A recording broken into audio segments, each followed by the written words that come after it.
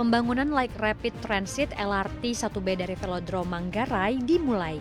Pembangunan ditandai dengan peletakan batu pertama atau groundbreaking di stasiun LRT Velodrome Jakarta Timur 30 Oktober 2023. Penjabat Gubernur DKI Jakarta Heru Budi Hartono menerangkan, pembangunan proyek milik PT LRT Jakarta ini ditargetkan rampung sepenuhnya pada 2026 mendatang. Namun, tahun depan kemungkinan sudah bisa rampung sebagian atau sampai pramuka. Heru juga menyebut moda transportasi modern yang menghubungkan kawasan Rawamangun dengan Manggarai ini bakal memiliki panjang lintas 6,4 km. LRT Jakarta Trase Velodrome Manggarai atau fase 1B memiliki 5 stasiun baru, yakni Stasiun Pemuda, Stasiun BPKP, Stasiun Pasar Pramuka, Stasiun Matraman, dan Stasiun Manggarai.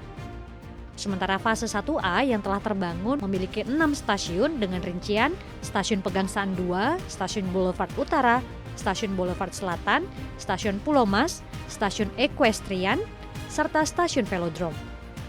Dengan demikian, jika fase 1B Velodrome Manggarai telah dibangun, LRT Jakarta akan memiliki 11 stasiun di sepanjang rute 12,2 km dengan waktu tempuh 26 menit. Keberadaan LRT DKI rute Velodrome Manggarai dapat mengurangi beban kemacetan di Jakarta, sekaligus memecah penumpukan massa di kawasan Stasiun Manggarai.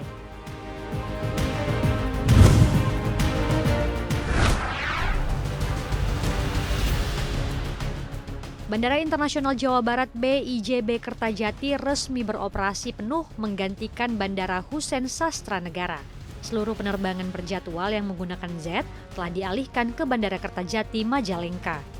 Terdapat 7 rute yang dialihkan dari Bandara Husein ke Kertajati, diantaranya Balikpapan, Banjarmasin, Batam, Makassar, hingga Medan.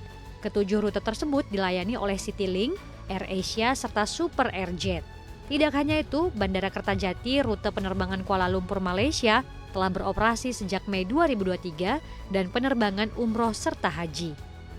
Menteri Perhubungan Budi Karya Sumadi menyebutkan perpindahan bandara demi faktor keselamatan dan keamanan penerbangan, sehingga pesawat berbadan besar dapat mendarat langsung di Kertajati.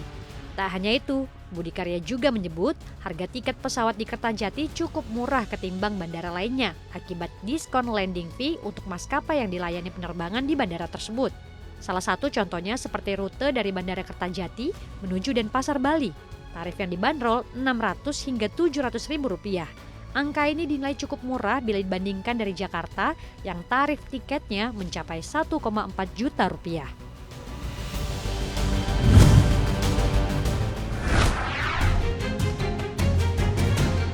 Sejumlah tantangan masih menghantui perekonomian dan pasar keuangan Indonesia. Tantangan tersebut bersumber terutama dari Amerika Serikat dan perang Israel dan Hamas.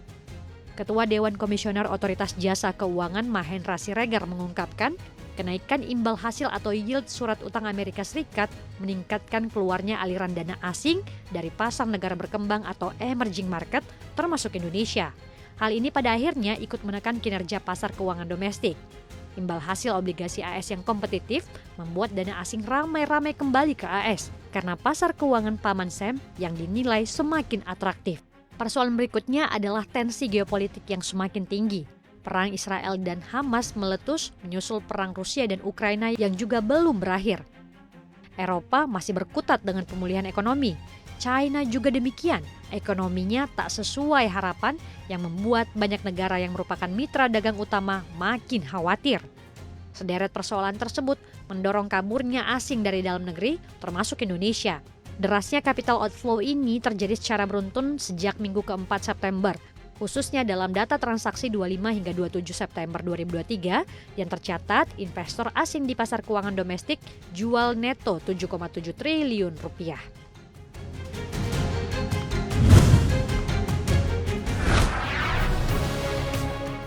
Harga bahan pangan kembali membuat ibu-ibu rumah tangga was-was. Pasalnya, berbagai komoditas pangan nasional per 30 Oktober 2023 tercatat melonjak dibanding hari-hari sebelumnya. Sejumlah komoditas tersebut mulai dari beras, telur, bawang merah, cabai merah keriting, sampai minyak goreng. Komoditas pertama adalah beras premium.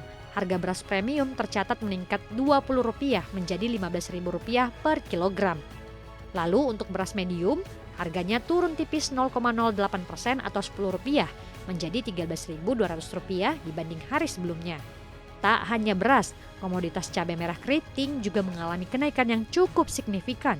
Harga cabai merah keriting naik Rp1.740 per kilogram, menjadi Rp50.120 per kilogramnya.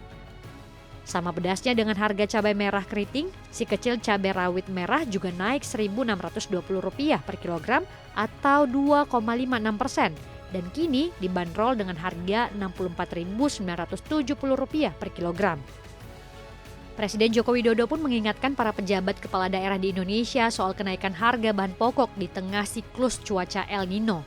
Jokowi memberikan titah kepada para kepala daerah untuk turun tangan alias intervensi.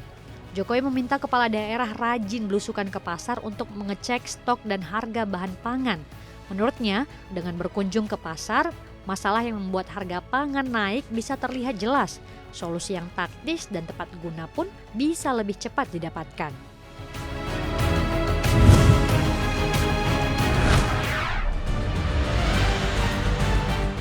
Presiden Panama Laurentino Cortizo mengusulkan referendum untuk memutuskan apakah akan mencabut kontrak pertambangan kontroversial yang memicu demo besar-besaran di negara tersebut.